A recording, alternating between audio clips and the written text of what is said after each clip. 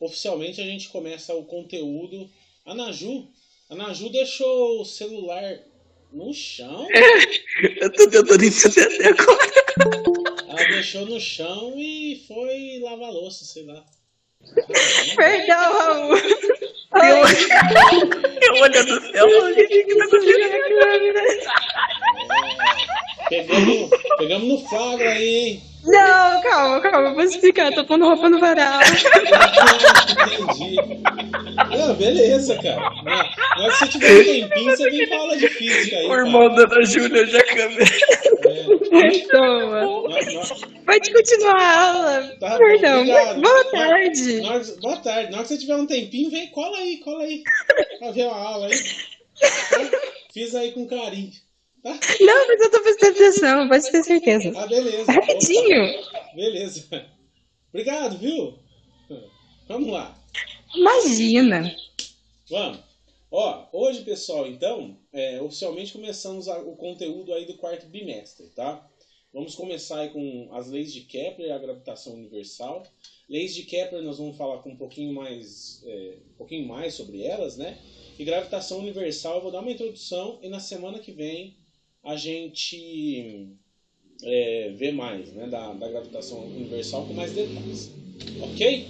Bom, então a gente vai começar agora a discutir os conceitos de gravitação universal por meio de por meio de uma das forças, né, das 4 forças de interação conhecidas, que é a gravidade. Gravidade, quando a gente conhecer melhor a lei da gravitação universal, pessoal, o conceito de gravidade do vetor G vai ficar mais, vamos dizer, mais claro na cabeça de vocês, tá?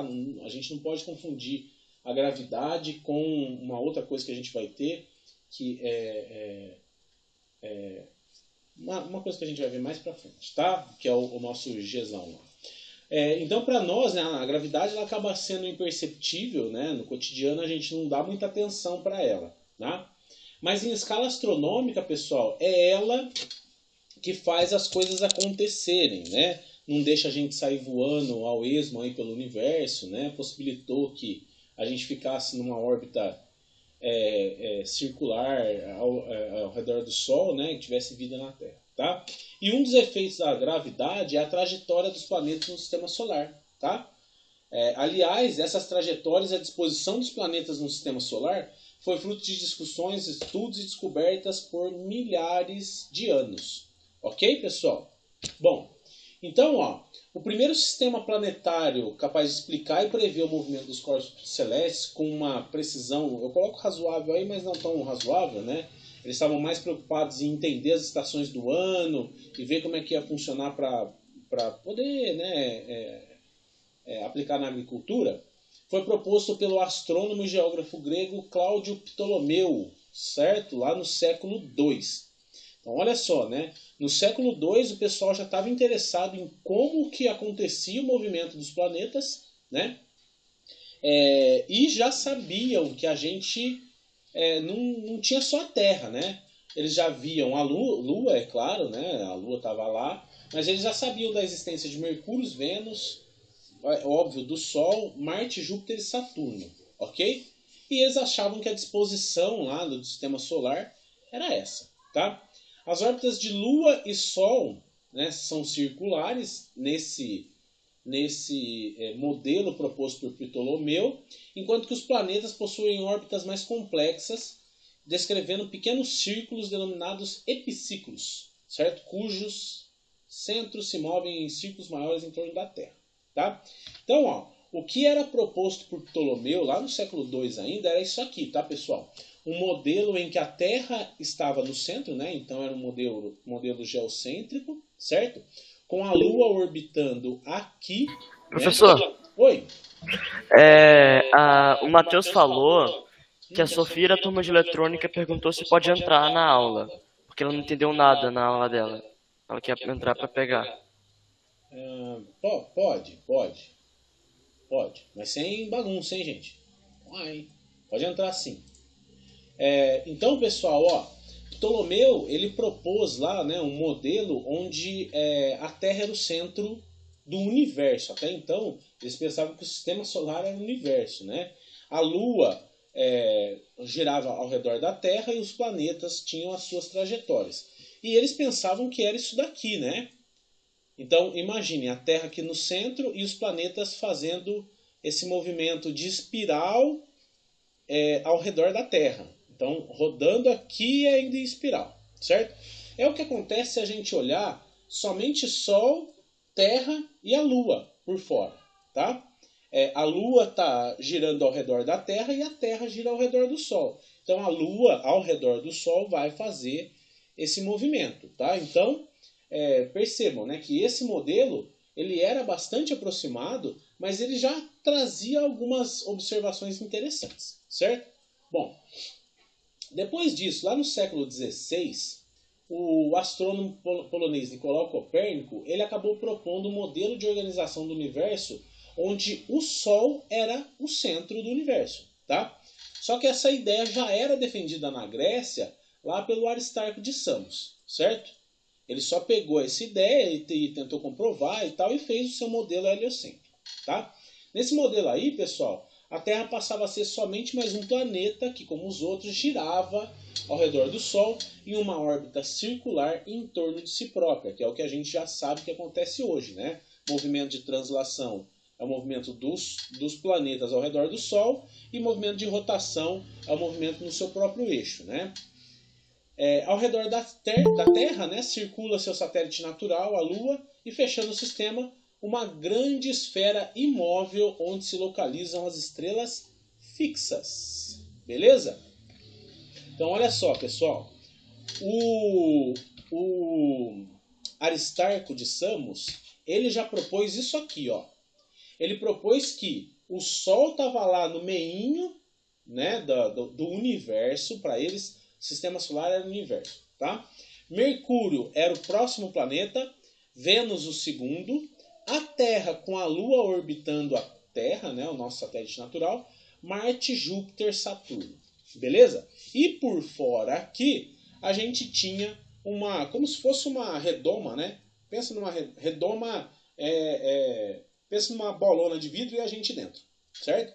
E fixo assim, né, estavam as estrelas, certo? É como se a gente estivesse dentro de uma bola de estrelas, ok? Isso era o proposto pelo Aristarco.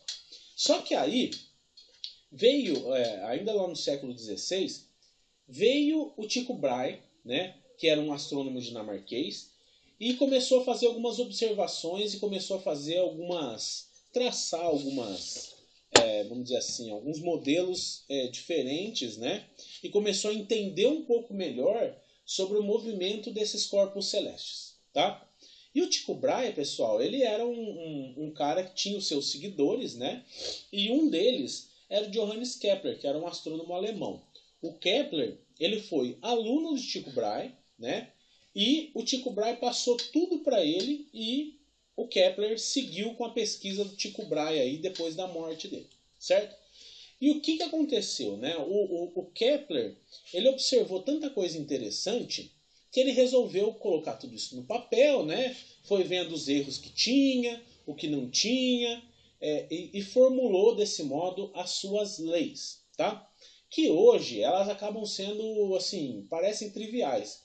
Mas para a época, lá no século XVI, cara, eram informações revolucionárias, né? Porque, de certo modo, ele trouxe maior assertividade, né, para as análises e para as previsões aí de movimentação dos corpos celestes. Ok? Bom. Professor. Oi. Tanto é que utilizam muito o nome dele como referência, homenagem para planetas, né? Existem muitos planetas que denominam Kepler, certo? Eu acho que tem até um asteroide com o nome de Kepler, não lembro direito. Tem um planeta chamado Kepler 22b, é um planeta tipo Terra. Tem um sistema solar inteiro chamado Kepler. Se eu não me engano, são os planetas que se assemelham à Terra em algum ponto que se chamam Kepler, né? Eu não lembro ao certo, mas eu acho que é isso. Faz tempo disso. Não, planetas que se assemelham à Terra não são chamados de Kepler. Eu sei que Eu existe. não lembro. Eu sei que eu vi isso num livro de história. Certo. Bom, Kepler contribuiu bastante para a área astronômica, né? Na sua época. Por isso que ele é tão homenageado até hoje, tá, pessoal? Tão conhecido. E ele formulou essas 3 leizinhas, né, que são essenciais aí, principalmente para a gente começar a entender depois a lei de gravitação universal. Porque essa era a base na época para o Newton formular e comprovar, né, a sua lei de gravitação universal, porque isso era aceito, né? Por muito tempo isso foi aceito, né? E Newton formulou lá as suas coisas no século XVIII, certo? Bom, a primeira lei de Kepler, pessoal, é a chamada lei das órbitas. Então comece a anotar isso daí, tá? A primeira lei de Kepler, lei das órbitas, tá? As órbitas descritas pelos planetas ao redor do Sol são elipses com o Sol em um dos focos, tá? E o que é o foco da elipse? O foco da elipse, pessoal, é o ponto central aqui desse círculo que pode ser formado do lado de cá e do círculo que pode ser formado do lado de lá, tá? E aí, é claro, a gente tem o centro da elipse, tá? Então, o Kepler, ele percebeu que o movimento, a trajetória dos corpos celestes era elíptica. E isso já foi um grande avanço para a época, né? E aí ele percebeu também, né, que se A é o semi-eixo maior, que é esse cara aqui, né, do centro da elipse até a borda, tá? E C é a semidistância focal, que vem do ponto de origem até o foco, né? A razão E igual a C sobre A vai se chamar excentricidade da elipse, ok? E se a gente tem um E, que é a excentricidade da elipse, igual a 0, a elipse acaba por degenerar, né? Claro. E se transforma em um círculo, ok? Porque olha só, se eu tiver o C igual a 0, quer dizer que esse foco aqui está na origem. Se esse foco está na origem, pô, a gente já não tem mais uma elipse, a gente tem um círculo. Por isso que eu falo que degenera em um círculo, beleza? E olha só que interessante, né? O Kepler conseguiu calcular a excentricidade das trajetórias de todos os planetas aí que ele conhecia na época, tá? E percebeu que Mercúrio tinha a maior excentricidade. Tá vendo aqui, ó? Mercúrio 0,206, Vênus 0,007, Terra 0,017, Marte, Júpiter e Saturno. Tá vendo? O que isso quer dizer, pessoal? Que Mercúrio poderia, a gente poderia falar assim, olha, Mercúrio tem uma trajetória elíptica, mas os outros planetas, a gente pode aproximar a sua trajetória por um círculo, tá? A gente não precisa falar que é uma trajetória elíptica, a gente pode aproximar para uma trajetória circular, ok? Aproximar, tá? Porque a excentricidade é bem pequena, beleza? Bom, e com base também na primeira lei de Kepler, né, que é a lei das órbitas, a gente conseguiu explicar um pouco melhor como aconteciam as estações do ano e o movimento de translação, tá? Então, pessoal, a Terra ela não apenas percorre uma grande órbita ao redor do Sol, mas ao mesmo tempo ela gira em torno do próprio eixo, né, que é perpendicular ao plano dessa órbita, ok?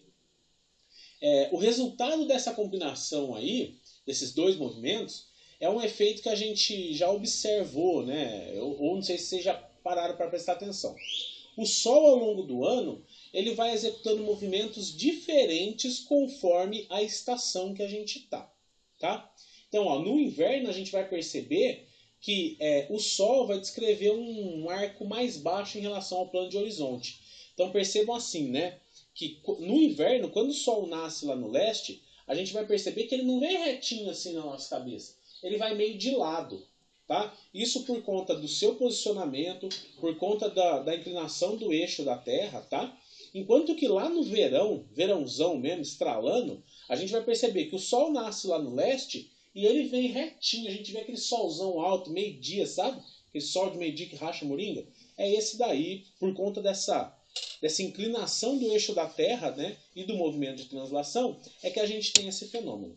E claro, né, pessoal, o que a gente também percebe com a primeira lei de Kepler é que as estações do ano não estão relacionadas com a elipse da trajetória, né, da Terra. Mesmo porque a excentricidade dela é pequena. Tá vendo? 0,017.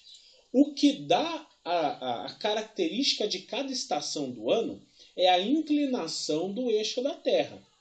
Ok? Então aqui, ó, por exemplo, em 21 de junho, né, que é quando a Terra está nessa posição aqui, a gente vai perceber que pela inclinação da Terra, nós estamos mais próximos aí, né? O hemisfério norte está mais próximo do Sol do que o hemisfério sul. Está mais inclinadinho assim, ó. Então o Sol bate aqui primeiro e demora um pouquinho mais para bater. Demora não, né? Ao mesmo tempo, mas tá mais longe. Bem um pouquinho mais longe, né? Mas está mais longe. Aqui no inverno, né? Em 21 de dezembro, que é verão para a gente, percebam que a parte de baixo da Terra aqui, ó, que é o hemisfério sul, está numa inclinação que está mais próximo do Sol, enquanto o inverno tá mais, o hemisfério norte está mais longe, por isso que é inverno, tá? Aqui, né, primavera e outono, certo? Por conta também da inclinação da Terra, e outono, primavera, nessa outra parte aqui da trajetória. Tudo bem? Até aqui tá beleza para vocês? Tudo Beleza. certo? Tranquilo. Professor, eu só queria falar uma coisa, aproveitando que você está falando desse negócio aí. Ah, Tem uma coisa, eu não sei como é que é a tradução em português, mas em inglês é chamado de tidal locking, que é quando a rotação e a translação estão 100% sincronizadas. É quando, tipo, o corpo que orbita o Sol rotaciona ao mesmo tempo que ele faz a translação, então ele só recebe luz de um lado e fica sempre escuro do outro. tá, né? Nunca ouvi falar não, viu, cara? Depois você me manda aí alguma coisa, porque eu nunca ouvi falar não, Beleza. tá? Só queria despertar curiosidade nas pessoas mesmo. Ah, Pode tá continuar. bom. Tá bom, tá despertado. Beleza, pessoal? Bom, primeira lei de Kepler, lei das órbitas, beleza? Ele entendeu as órbitas dos planetas, certo? Agora, oh meu Deus do céu, eu não posso. Agora, vamos para a segunda lei de Kepler, que é a chamada lei das áreas. A lei das áreas diz que o raio vetor que liga um planeta ao Sol descreve áreas iguais em tempos iguais. O que quer dizer isso, pessoal? Quer dizer o seguinte, vamos pensar nesse planeta aqui como sendo Mercúrio, que tem uma excentricidade maior, tá? Na sua trajetória. Então, é uma trajetória mais elíptica, tá? Vamos supor que, nesse momento aqui do movimento, né, a gente marca onde ele está, tá? E traça uma reta de onde ele está até o centro do Sol. Aí a gente marca um tempo, vai lá, parte o cronômetro, sei lá, um tempo, 2 dias. Depois de 2 dias a gente percebe que ele está aqui, ó. Beleza, a gente vai lá e traça de novo uma reta. A gente tem a primeira área que a gente analisou aqui, ó. Em 2 dias ele veio daqui para cá, percorreu esse espaço aí, né, na sua trajetória, certo? E nós temos nós podemos calcular essa área aqui formada desse lado. Agora, quando esse planeta sai daqui e vem para cá, ó, vamos analisar ele de novo. Aqui nesse ponto, eu parti o cronômetro, pau. Depois de 2 dias, eu parei o cronômetro e vi que ele andou uma distância maior, certo? Só que a área aqui formada, né, a área 1 aqui, ela acaba sendo a mesma área 2. Beleza? O que quer dizer isso, pessoal?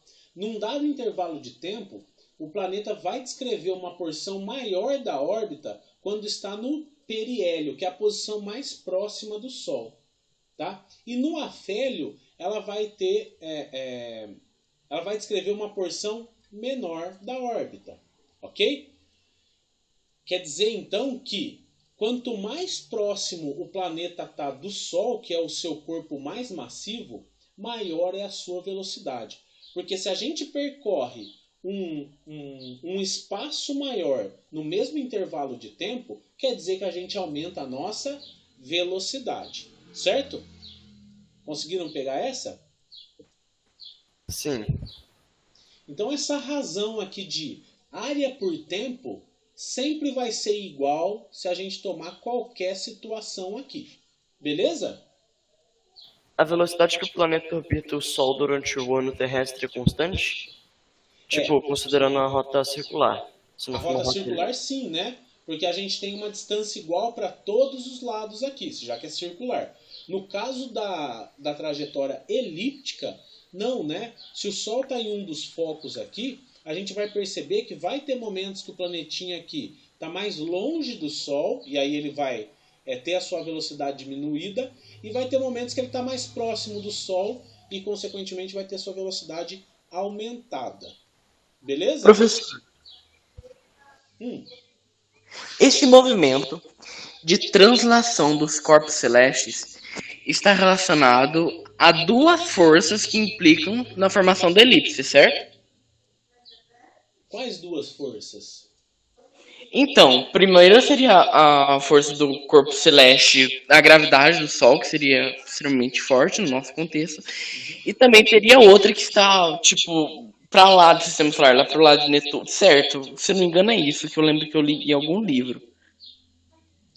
Na verdade, quem vai exercer essa gravidade em todos os corpos do sistema solar é o próprio Sol, né? Não tem jeito. Mas a gente vai perceber, quando a gente vai vendo a lei da gravitação universal, que todos os corpos interagem entre si.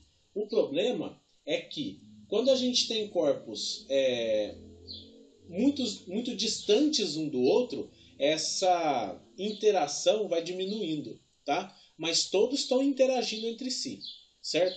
O que a gente vai perceber aqui, é que, já deu um spoiler, né? Mas o que a gente vai perceber aqui é que a força de atração ali vai aumentar ou diminuir conforme a distância aumenta ou diminui, tá? Mas vamos ver isso daí com calma, tá? Pera, antes de você pular pra próxima, eu tenho outra dúvida. Por que o planeta acelera quando ele fica mais perto do Sol?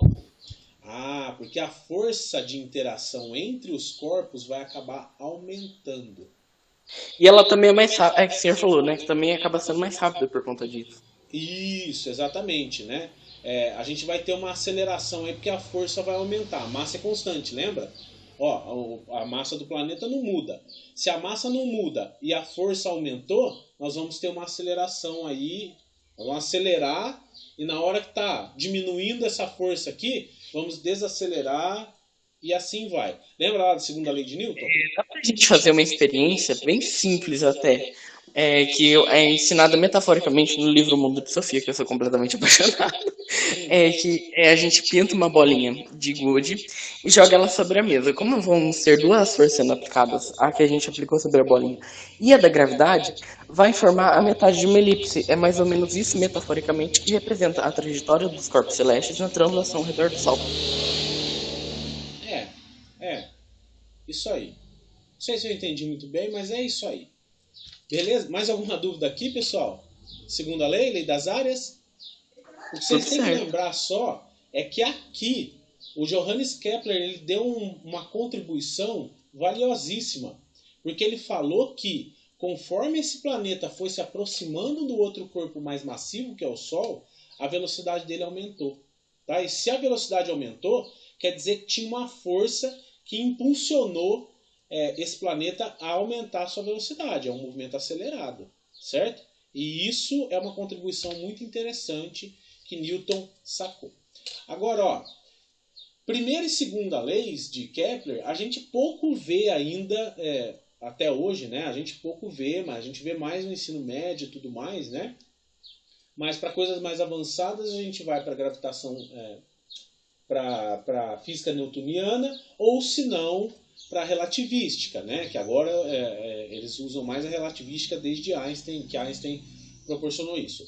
Agora, a terceira lei, pessoal, de Kepler, é a tal da lei dos períodos, certo? A gente tem a lei das órbitas, lei das áreas e agora a lei dos períodos. Essa daqui especialmente ajudou a comprovar a teoria de Newton, certo? E como ela é descrita?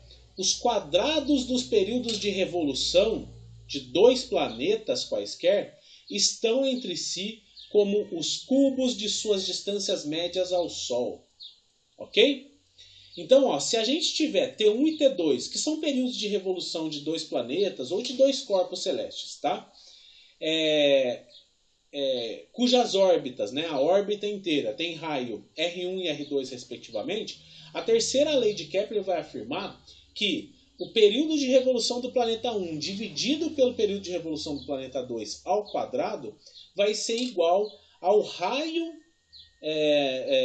da sua trajetória, da trajetória do primeiro, dividido pelo raio da trajetória do segundo, elevado ao cubo. Certo? Bom, e para fins de comparação entre período e revolução, né, entre períodos de revolução e raio médio de órbita, a terceira lei de Kepler também pode ser expressa por o período de revolução ao quadrado é igual a 1K, que esse K é uma constante de proporcionalidade, vezes o raio ao cubo. Porque na primeira parte aqui, pessoal, eu estava falando da interação de dois corpos que estavam em movimento circular entre si.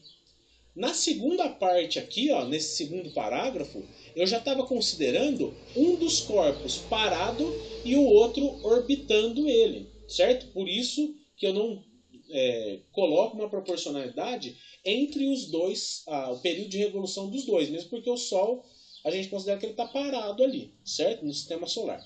Então, esse cara aqui, ó, T ao quadrado, que esse T maiúsculo aí é o período de revolução ao quadrado, é igual a K, que é uma constante de proporcionalidade, vezes o raio ao cubo. Beleza? Isso daqui ajudou Newton em algumas coisas. Então, vamos ver como é que isso evoluiu, tá? Bom, essas teorias aí desenvolvidas por Kepler, elas foram para a época de grande avanço, né? Porque elas possibilitaram que a previsão das coisas acontecessem com maior, vamos dizer assim, acurácia, né? Com maior precisão, tá? E mesmo que pouco certeiras, né? Eram pouco certeiras, mas melhor do que a gente tinha lá desde o século II, certo? Elas abriram espaço para um melhor entendimento do universo como um todo, certo? Em especial do nosso sistema solar, porque ele já estava defendendo ali o modelo heliocêntrico, mesmo ele não podendo, né? E aí, depois do advento do telescópio, né, que foi descoberto não, né? O telescópio não foi descoberto, ele foi inventado pelo Galileu. Galileu o que fez? Né? Ele pegou o telescópio usado em navegações, né, e melhorou, né, aprimorou ele. Porque telescópio, na época, pessoal, era só para navegação ou diversão, era brinquedo de criança.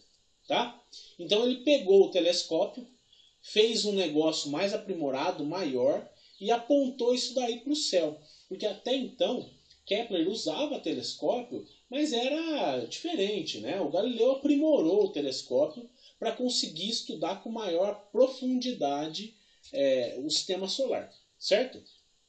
E aí, após ele apontar o seu telescópio para o céu, ele deu diversas contribuições para a ciência no campo astronômico, certo? Através das suas observações e das publicações de Kepler, Newton conseguiu formular a famosa lei da gravitação universal, que a gente vai falar um pouquinho hoje, mas vai deixar para entrar em detalhes na próxima aula. Beleza? Bom, então depois de bastante digeridas, né, as descobertas de Kepler já não satisfaziam mais os cientistas, como eu citei lá no último slide, né? E também o movimento elíptico dos planetas já era uma realidade. Eles já sabiam que isso acontecia, né? Mas não estava claro o que fazia os corpos que orbitavam o Sol se manterem próximos ao Sol, né? A dinâmica do sistema solar ainda era um mistério, tanto para Galileu quanto para quem veio vindo, né? Galileu nós estamos falando lá do século XVII, tá, pessoal? Bom, aí o Newton, ele supôs que a atração que a Terra exercia sobre a Lua era a mesma que fazia uma maçã cair da macieira. Essa história aí, né, da maçã caiu na cabeça do Newton. Não sei se foi bem assim, né? Eu acho que não, tá? O Newton, ele era experimentalista, né? E foi ele que, baseado no método científico, formulou um método empírico. E o que é empírico, pessoal? Empírico é você observar alguma coisa e modelar matematicamente aquela coisa para prever ela futuramente, tá? Então, ó, o Newton olhava para uma maçã caindo na macieira e falava: rapaz, coisa engraçada, né? A maçã, ela tá ali na árvore, mas ela cai em direção ao centro da Terra, se a gente for parar para pensar, né? E isso daí que deve estar fazendo a Lua ficar grudada lá na órbita da Terra, não sair desprendendo, né, da órbita da Terra, certo? Bom, e aí o Newton percebeu que a lei que descreve a força que a Terra exerce sobre os corpos próximos de sua superfície deveria ser a mesma lei que descreve a força que a Terra exerce sobre a Lua e que o Sol exerce sobre a Terra. Entenderam, pessoal? Bom, a partir daí, pessoal, assim, né, as deduções de Newton, ele deduziu isso, certo? A história é a seguinte, ele deduziu isso e partiu para o entendimento do movimento dos corpos aqui na Terra. Então, por isso que quando a gente vai estudar física mecânica, né, é claro que a nossa base, né, o embasamento para a física mecânica é sempre a física newtoniana, né? A gente não vê física relativística no ensino médio, eu acho que no quarto ano vocês devem pincelar física relativística, tá? Mas a gente não vê relativística, a gente vê a física newtoniana, né? E a gente vai perceber que a gente começa estudando por movimento dos corpos, movimento retilíneo uniforme, né? Depois movimento acelerado. Depois de movimento acelerado, a gente começa a entrar dentro da dinâmica para entender o que faz aqueles corpos se movimentarem, né? Aí que a gente tem o conceitinho de aceleração lá que a gente viu. Depois disso, a gente vai vendo mais umas coisinhas e cai em movimento circular. Percebam que a linha de raciocínio usada por Newton é o que a gente usa para ensinar vocês. Então ele começou por estudar o movimento dos corpos aqui na Terra, certo? Extrapolou, estudou o movimento circular, né, o movimento dos corpos de maneira retilínea, depois extrapolou para o movimento circular, e do movimento circular ele foi para a gravitação universal. Tá? Por isso que a gente acaba por estudar nessa ordem. E aí eu faço... E faz sentido, né, professor? Porque um corpo sobre o qual atuam simultaneamente duas forças descreve uma trajetória elíptica. Então faz sentido a gente ter uma força centrípeta e uma centrífuga, onde a centrípeta aponta para o centro de massa do Sol e a centrífuga é aquela que se opõe a ele. Isso, exatamente, né? Agora a gente começa a perceber um pouco melhor por que a gente estuda o movimento circular uniforme. Ele é uniforme, pessoal, porque, ele não muda. Vocês lembram lá na primeira lei de Newton, da inércia, né? Um corpo em movimento tende a ficar em movimento? Esse cara aí, pessoal, ele é primordial para a gente entender o movimento dos planetas, né? Se não tem nenhuma força se opondo ao movimento planetário, a gente pode aproximar todas as nossas contas para um movimento circular uniforme. E se a gente tem aqueles conceitos de movimento retilíneo uniforme, fica mais fácil de entender o movimento circular uniforme, tá? E aí, eu faço uma linha de raciocínio aqui para vocês entenderem de onde foi saindo as coisas, tá? Primeiro aconteceu a lei harmônica de Johannes Kepler lá, né? Onde o período de revolução ao quadrado dividido pelo raio ao cubo é igual a uma constante, aquela constante K, certo? Logo depois, a gente tem a proposição da lei da gravitação universal por Isaac Newton, né? E estipulação da aceleração da gravidade por meio do estudo do movimento dos corpos. Claro, isso daqui, pessoal, a estipulação da lei da gravidade, ela veio junto com essa formulação, essa proposição dada por Newton, né? Que ainda era uma teoria, certo? Mas depois precisava ser comprovada. E eu vou falar para vocês como foi comprovado isso. O próximo passo é a comprovação do sucesso da lei da gravitação universal por meio da relação empírica de Kepler. Porque Kepler era o que a gente tinha na época, era o que o Newton tinha na época para comprovar o que ele estava falando, comprovar matematicamente, né, a sua lei da gravitação universal. E só depois, mais para frente, né, foi que o Henry Cavendish comprovou experimentalmente a constante gravitacional, né? Que isso daí foi importantíssimo para a ciência como um todo, né? O Henry Cavendish ter provado isso, esse valor proposto por Newton de 6,67 vezes 10 a menos 11, porque aí veio por botar por terra toda a teoria, botar por terra não, né? Comprovar com sucesso toda a teoria descrita por Newton. Ok? Até aqui tá beleza, pessoal? Tá beleza. Bom. Tranquilo. Então, como que o Newton descobriu a interação entre os corpos? Partindo do modelo de sistema solar proposto por Kepler e Galileu, aquele heliocêntrico, né? Sol no centro, Mercúrio, Vênus, Terra, Marte, Júpiter, Saturno, Urano, Netuno e Plutão eles não tinham visto ainda, né? Não tinham enxergado. O Newton percebeu que a mesma força que fazia com que os corpos celestes permanecessem em órbita ao redor do Sol era a força que fazia os corpos terrestres permanecerem colados à superfície da Terra.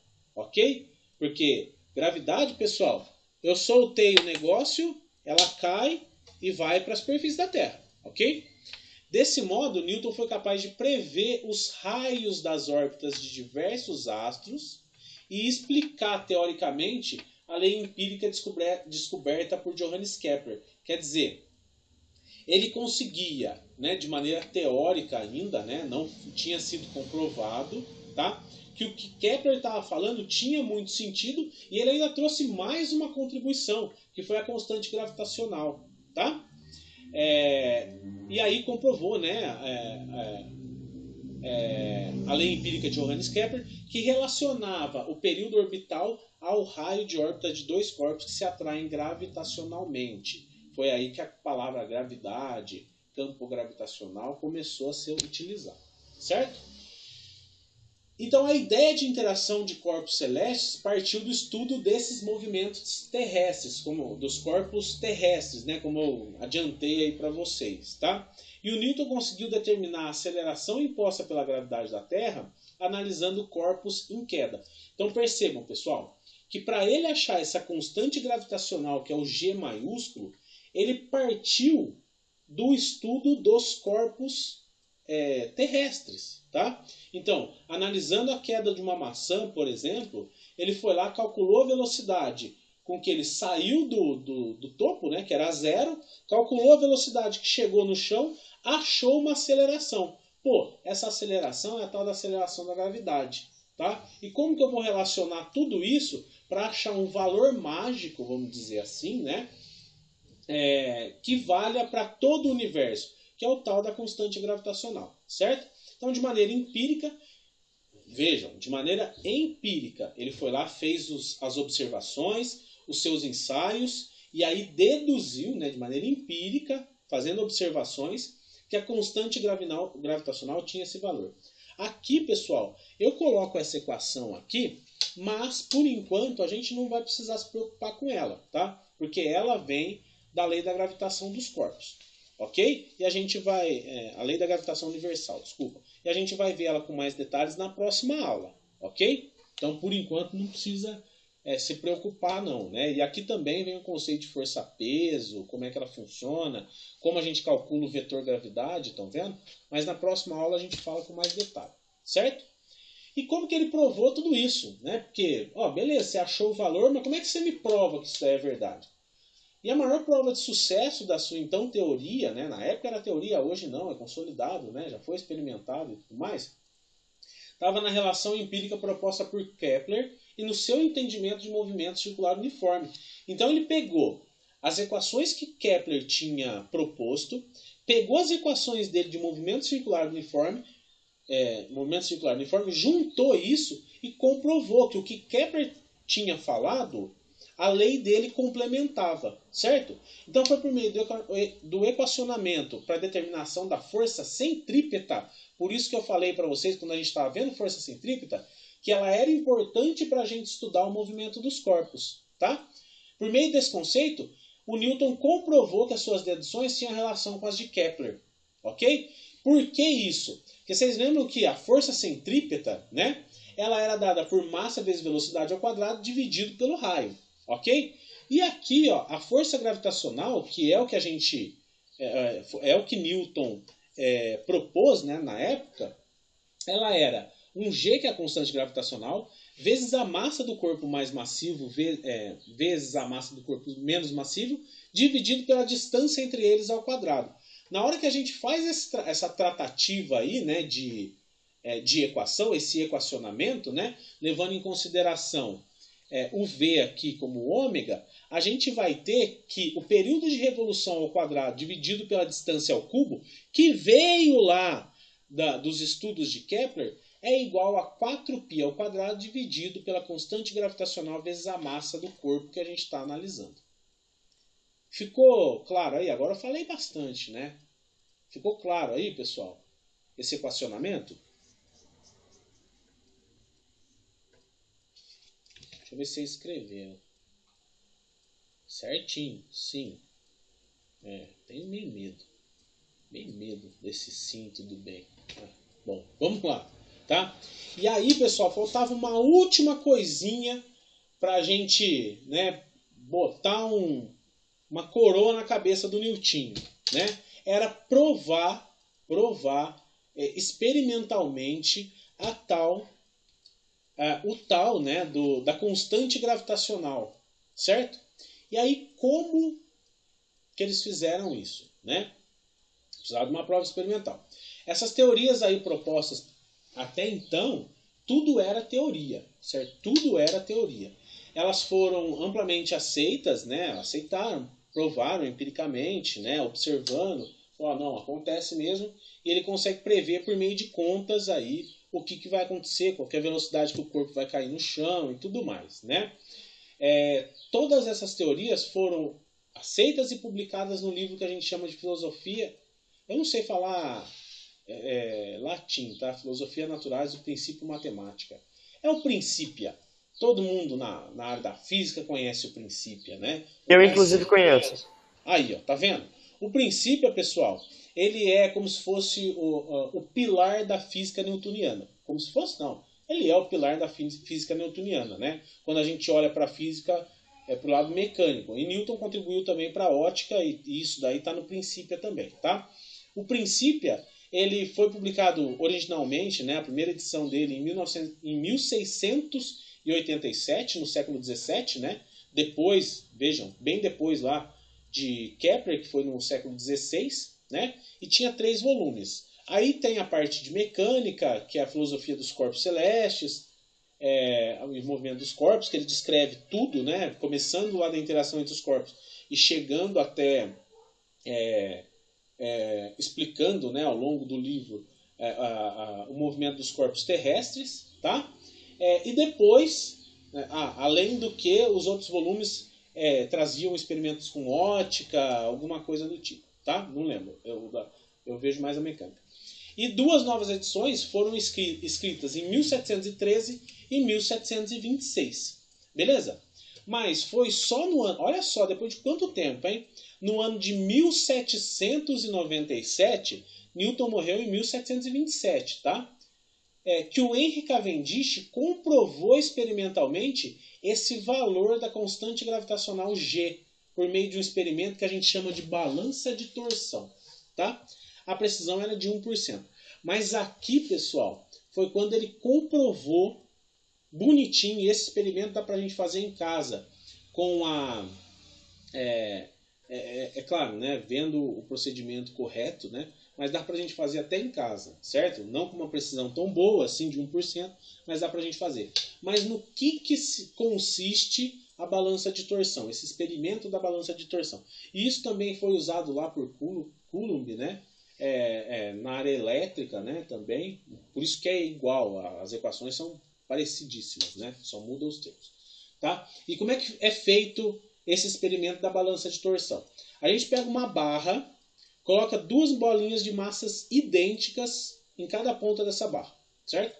Aí a gente vem com um fiozinho, amarra bem no centro dessa haste, beleza? Bem no centro, e amarra no teto lá. Amarrou no teto, traz aqui bem pertinho do chão, assim, ó, tá bem pertinho do chão, só que suspensa ainda, e deixa ela bem paradinha, ok?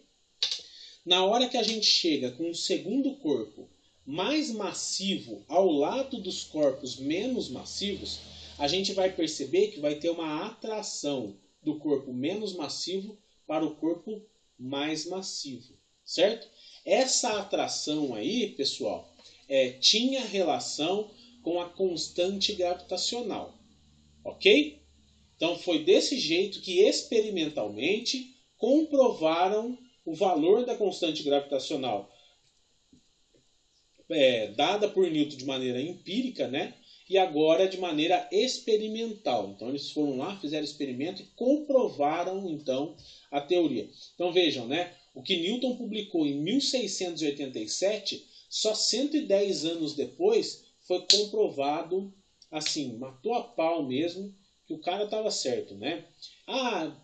Alguém pode falar, mas é bastante tempo, hein, Raul? É bastante tempo. Mas as ondas gravitacionais que Einstein previu lá na física relativística, né?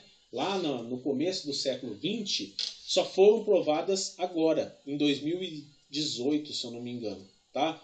Que eles identificaram lá no LIGO, né? Que é como se fosse um sensor de ondas gravitacionais. Eles identificaram no LIGO em 2018 as ondas gravitacionais, ondas gravitacionais, isso, né? Que Einstein tinha proposto lá no começo do século. Beleza? Então, 110 anos até que foi um tempo considerável, mas aconteceu. Beleza? Pessoal, sobre esses conceitinhos de hoje aí, alguma dúvida, questionamento, observação? Professor, Oi! eu ia falar para o senhor explicar. Pode falar. O senhor explicar o que era cada letra, que cada letra significava ali Tá, ó. no experimento que Newton No fez. experimento, M é de massa. M é de massa, tá? Só que a gente tem uma massa maior, é um M maiúsculo, e uma massa menor. Quer dizer que essa massa aqui é bem maior do que essa daqui vermelhinha. Só isso. F é a força que a gente está deduzindo aqui, que é uma força de atração entre o corpo mais massivo e o corpo menos massivo, tá? Esse K aqui é aquela constante elástica que a gente via lá, sabe? Lembra da constante elástica? E R é a distância entre os dois corpos aqui. Tudo bem? Entendi. Obrigado, professor. Uma dúvida. A constante gravitacional pode ser lida da mesma forma que a lei da atração universal? Ou não? Eu confundi. Não existe lei da atração universal. É lei da gravitação universal. Mas a constante gravitacional, Isaac, ela é um número, tá? Que vale para o universo inteiro, que dá proporcionalidade para a gente calcular a força de atração entre dois corpos de massa, um com massa maior, outro com massa menor, né? E a sua distância, tá?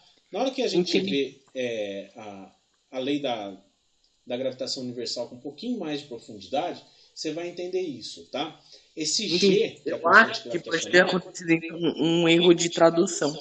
Porque aqui no livro que eu estou tendo como base, a nomenclatura é Lei da Atração Universal. Depois de Newton, que formulou a chamada Lei da Atração Universal.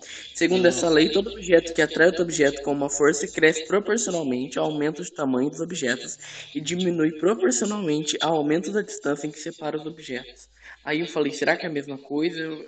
Então deve ter sido erro de tradução. A força de atração gravitacional é inversamente proporcional à distância e diretamente proporcional à massa. Isso daí tá meio estranho, viu? Ele não é diretamente proporcional à distância, não. É indiretamente. É inversamente, na verdade, né? Proporcional à distância. Então, quanto maior a distância, menor vai ser a força. E quanto maior a diferença entre as massas, maior vai ser a força. É diretamente proporcional, tá? E esse G aí, pessoal, é só uma constante de proporcionalidade que a gente chama. Ok? Ok. Beleza! Então, eu vou parar.